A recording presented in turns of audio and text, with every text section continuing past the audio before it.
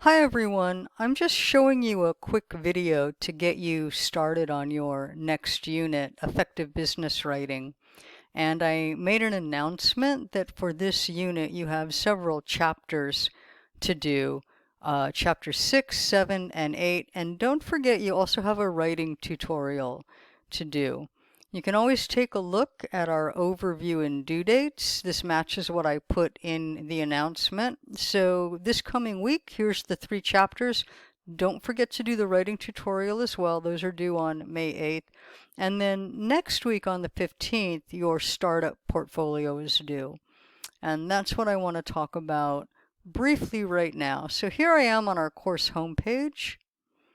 We just finished your job analysis and resume report. And here we are on our next unit, Effective Business Writing. I just showed you the overview and due dates. Now, these links will take you directly to the quizzes and exercises that you need to do.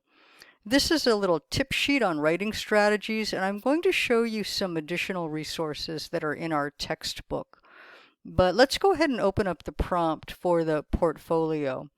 Now, you'll notice as we move through the course that the assignments are weighted a little more heavily as we move through the course. So the last report was worth 50 points. This one, if you look at my rubric down here, is worth 80 points. You have a little bit more writing to do for this assignment. So for this one, I've given you 2 options, option A and option B, and I want you to pick one of them. Now, I think I made this point in a previous overview of the unit. Option A is really a continuation of what you just did in the career report. You're going to write a cover letter to the specific individual that you identified within your target company. Now, you're also going to do what's called a SWOT analysis if you choose option A, and the SWOT stands for Strengths, Weaknesses, Opportunities, and Threats. The memo that you write will be addressed to the same person as in the letter. So you'll be doing a cover letter and a memo addressed to the individual that you identified, probably someone that you researched when you did your career analysis report. The cover letter is essentially asking to be considered for employment. Now, the memo is where you say to them, I've done some research about your company. I've identified strengths, weaknesses, opportunities, and threats about your company. You can use a table format, you can use bullet points, but what I want you to do in that memo is I want you to show this individual that you understand everything about the company and give them a brief SWOT analysis on the company. Now, it's not you. You're not doing the SWOT analysis on yourself. However, in your cover letter, and when we get to the next part, your brand, you can connect the dots. You can say, you have these weaknesses, but I have these strengths. And so it's really cool if you can say to them, here's how I'm going to meet your needs.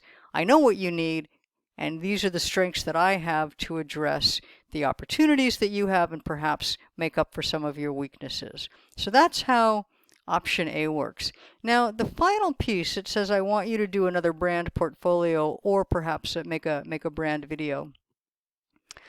The initial assignment you did for this class, the brand, was pretty broad brush. When you redo your brand, and I want you to be very target specific, I want you to use everything you learned in that first assignment. So you can use images, you can put some photos in there, but I want you to make the brand very target specific to the company that you're choosing. All right, so that's what I'm looking for in option A, the cover letter, the memo with the SWOT analysis. Remake, don't just show me the same brand, remake your brand and be very specific. Use the images, use the photos, use all the techniques that we learned, but make it very target specific. Essentially, the question that you want to ask is, what's in it for the target company? What are they going to get if they hire you? All right, so that's option A. Now, option B, if you want to work for yourself, if you're more of an entrepreneurial type, then what you're going to do for option B, so again, pick one of the 2. Option B, you're going to identify a potential investor. This has to be a real person. Please don't address your letter to Dear Investor. I'll knock some points off if you do that. So be target specific. You're going to write a letter. It's similar to a cover letter, but it's a request for resources. So you can go ahead and read the prompt. It says, describe your product and service, include the fact that there's market demand for what you're doing. I recommend that you do a problem solution format. My writing tips page in the module has a little bit more information about this. Okay, so you're going to essentially try to convince an investor that your product or service solves a problem, that you've got the right solution, that there's market demand, and you want to convince them to invest in your company. We're going to assume that you're successful, and then you're going to write 2 memos. The internal memo is to your team, describing all the work that you now have to do now that you got the money, clarify the roles and responsibilities. I always recommend that you put a little table or chart into those memos, and then you're going to write a second memo back to the investor. So this first memo is to your team, the second memo is back to the investor, saying that you're behind schedule. Maybe you couldn't get a shipment, maybe supplies were delayed, maybe some of your staff were sick, but you have to explain why you're behind schedule and include what I call cause and effect reasoning. So again, go back to my tips page. Cause and effect says, we're late, that's the effect, but here's what caused it. And then finally, for your fourth piece in option B, you're going to write a press release introducing your new product or service that you're bringing it to market. There's a very specific strategy to writing press releases. And again, if you go to my tips page, you will see, I'll go back and show you now, some of the links. So let's go back down here to our unit. Whoops, right here. So again, do your chapters, do your writing tutorial. Here's the prompt that I just showed you. Pick option A or B. The writing strategies says, go ahead and look at the textbook for letters and memos. I'm going to show you that next.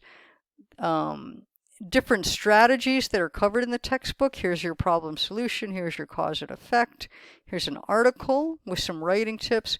This link right here will give you examples of press releases if you're doing option B. Now, let's go ahead and take a look at our textbook. So here I am on the dashboard. If you click on the links that are in the unit, it's going to take you directly to the quiz. But at the beginning of this course, one of my orientation videos, I showed you that you can open up. Let me go ahead and move this a little bit here. Go ahead and open up the Cengage book, our student dashboard. And when you open that up, there's a link in the introductory unit. You'll see this view. Go ahead and expand all of the units. So one of the chapters that you will do when you do your final report is chapter 9. But what I want to show you now is that every chapter has something called model documents. And so you might want to look ahead, because under model documents in chapter 9, it's memo format.